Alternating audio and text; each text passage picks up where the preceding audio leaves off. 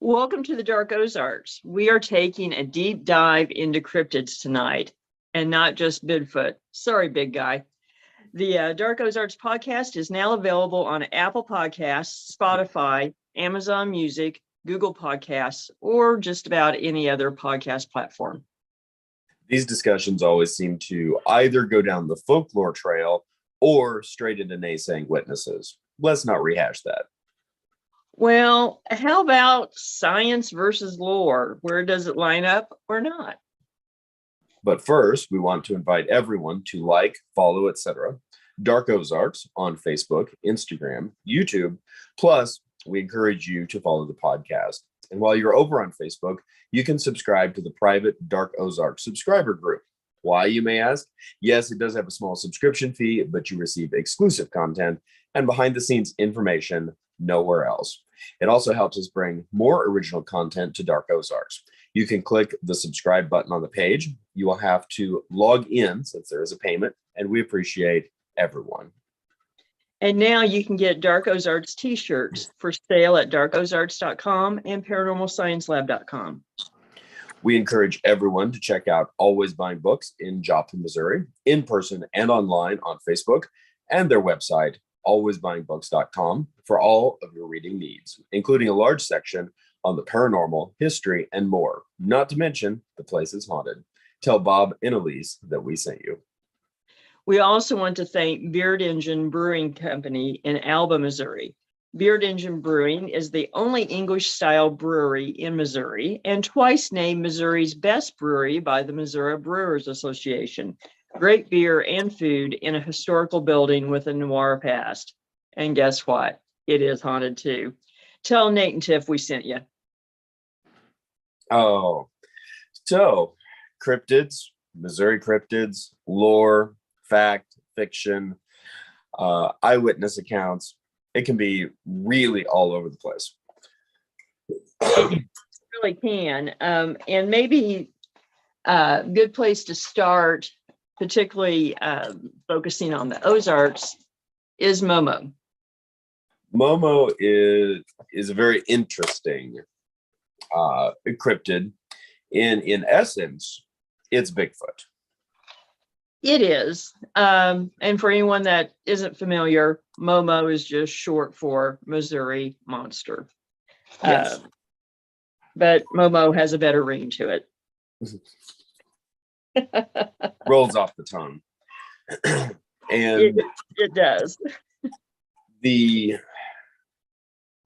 First of all, the verified reports that began the legend and or the study of MoMo began in the early 1970s in the area of Louisiana, Missouri, which is north of the Ozarks, but not dramatically north of the Ozarks.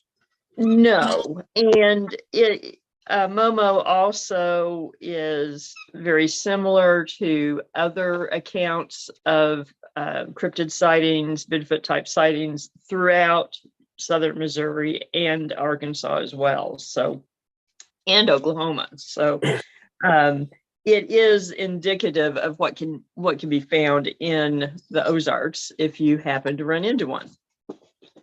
It is. Now, something that I've noticed that's very interesting in regards to a lot of these types of creatures or the sightings thereof or the reports, their entry into public consciousness prior to the internet, for obvious reasons, was through newspapers and newspaper headlines. And that's where a lot of the naming of these either fictional or real creatures come from.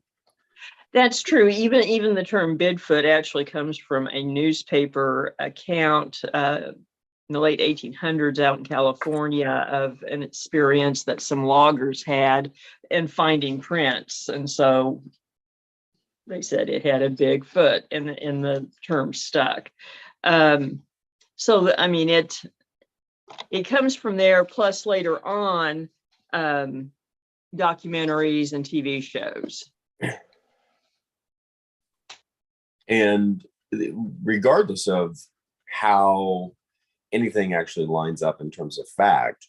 Certainly from a sociological perspective, to me, it's incredibly fascinating just watching and studying even the human dynamic. And that's something that we're going to be talking about a lot, not only here on our short format live on YouTube, but also on our long format podcast that we'll be recording live on Facebook momentarily, uploading here on YouTube shortly, and will also be available across podcast platforms. But this, just watching how the human dynamic plays such a interesting and at times contradictory role in understanding or trying to comprehend what apparently is seen that is out of place. Very true. And the MoMo incidents around Louisiana are a good example of that. Another one would be Boggy Creek, which we may talk about a little bit in the longer format. But and one thing that cuts both ways as far as credibility goes is that the witnesses to the primary event for MoMo were actually all children. I think the oldest was a sister who was, I think she was a teenager, 15 or 16, and her younger brothers, who saw this creature basically in their backyard. Yes. And it now just looking at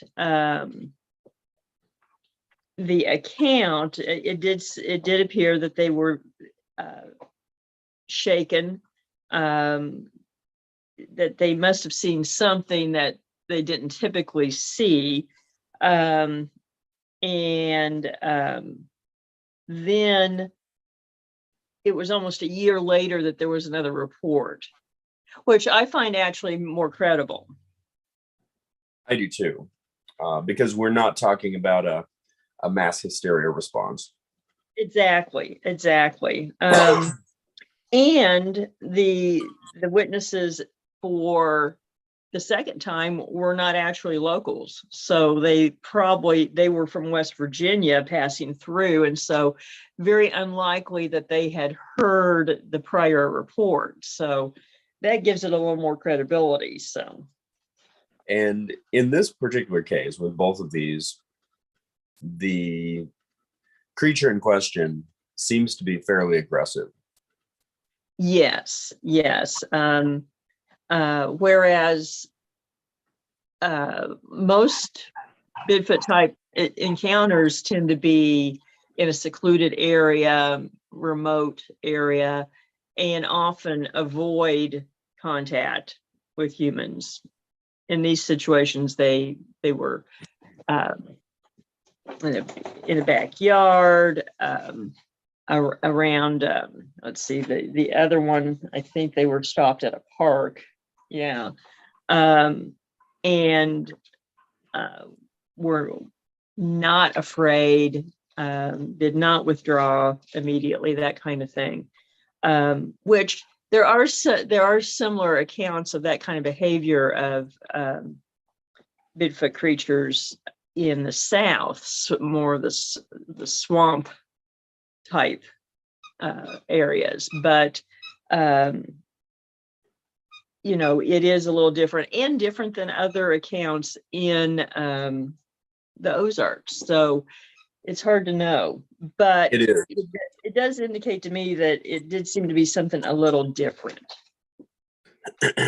The things that really jumped out to me in terms of the existing report